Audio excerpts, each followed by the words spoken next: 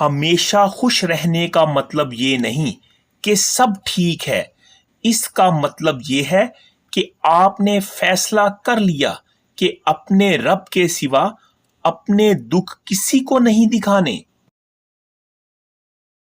اس دنیا میں پتہ ہے لوگوں کا سب سے بڑا مسئلہ کیا ہے؟ وہ آئینہ صرف دوسروں کو دکھاتے ہیں مگر وہ خود نہیں دیکھتے۔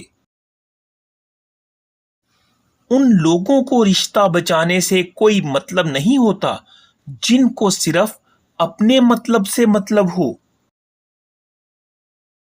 لوگوں کو اس بات سے فرق نہیں پڑتا کہ آپ خوش ہو یا نہیں، انہیں صرف اس بات سے غرض ہوتی ہے کہ آپ انہیں خوش رکھتے ہو یا نہیں۔ زندگی میں خود کو کبھی کسی کا عادی مت بنانا، کیونکہ انسان بہت خود غرض ہے۔ جب آپ کو پسند کرتا ہے تو آپ کی برائیاں بھول جاتا ہے، اور جب آپ سے نفرت کرتا ہے تو آپ کی اچھائیاں بھول جاتا ہے۔ اگر کوئی تم سے جلتا ہو تو بجائے غصہ ہونے کے ان کی جلن کی قدر کرو، کیونکہ یہ وہ لوگ ہیں جو تمہیں خود سے بہتر سمجھتے ہیں۔ بہنیں دل کا آدھا حصہ ہیں، بہنوں سے بڑھ کر کچھ نہیں ہوتا، کیونکہ بہنیں تو دل کا آدھا حصہ ہوتی ہیں۔ بہنیں ہمیشہ ساتھ رہنے کے لیے نہیں ہوتی، وہ تو جیسے گھر کی وہ خوشبو ہوتی ہیں جو کچھ وقت کے لیے آتی ہیں اور پھر ہمیشہ کے لیے یادوں میں بس جاتی ہیں۔ کہتے ہیں بہنیں مہمان ہوتی ہیں، مگر کوئی یہ نہیں بتاتا کہ یہ مہمان دل کے کتنے قریب ہوتی ہیں۔ ایک دن ہنستی کھیلتی وہی بہن چپ چاپ ایک نئے گھر کی ہو جاتی ہیں، اور پیچھے رہ جاتی ہیں اس کے کہکہے اور اس کی شرارتیں، اس کی آواز۔ اس لیے جب تک وہ ساتھ ہیں اس سے لڑائی کم اور محبت زیادہ کیا کرو، کیونکہ وقت بہت جلد بدل جاتا ہے اور پھر صرف یہ احساس رہ جاتا ہے کہ کاش ہم نے اس کے ساتھ اور وقت گزارا ہوتا۔ بہنیں واقعی دل کا وہ حصہ ہوتی ہیں جو دور جا کر بھی کبھی جدا نہیں ہوتی۔ اپنی بہن کی قدر کریں، کیونکہ وہ ہمیشہ ساتھ رہنے کے لیے نہیں آتی۔ بہنوں کی لمبی زندگی کے لیے ہمیشہ دعائیں کیا کریں، اللہ پاک ان کو ہمیشہ آباد رکھے، آمین۔ اگر تمہاری قرب میں عورت، بہن، بیٹی، بہو، ماں اور بیوی مسکرا رہی ہے، جھوم رہی ہے، خوش ہے اور خود کو آزاد محسوس کرتی ہے تو مبارک ہو، آپ دنیا کے خوبصورت ترین مرد ہیں۔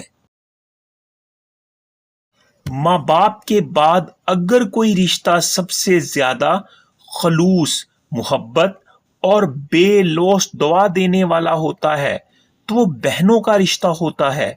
یہ وہ رشتہ ہے جو لفظوں سے زیادہ احساس میں جیتا ہے اور خاموشیوں میں بھی اپنی موجودگی کا احساس دلاتا ہے۔ ایک بہن صرف گھر کا حصہ نہیں ہوتی، بلکہ دل کا وہ نرم گوشہ ہوتی ہے جہاں سے محبت، فکر اور دعائیں مسلسل نکلتی رہتی ہیں۔ اسی لیے دل سے یہ دعا نکلتی ہے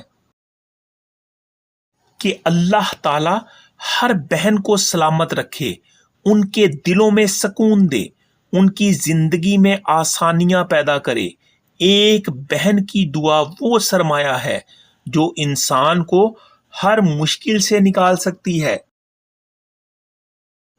باپ کے بعد اگر کسی نے ہمیں سنبھالا ہے، ہماری غلطیوں کو برداشت کیا ہے اور ہر مشکل میں چپ چاپ ہمارے ساتھ کھڑا رہا ہے،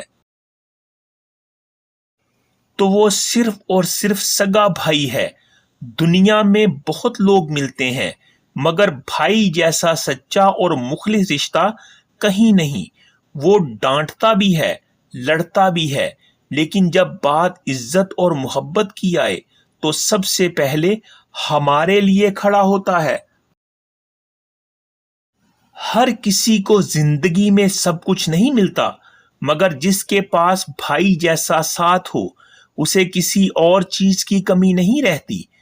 ہمیں سمجھتا بھی ہے اور ہماری خاموشی کو بھی پڑھ لیتا ہے۔ مشکل وقت میں جب سب ساتھ چھوڑ دیں تب وہی کہتا ہے فکر نہ کر، میں ہوں نا۔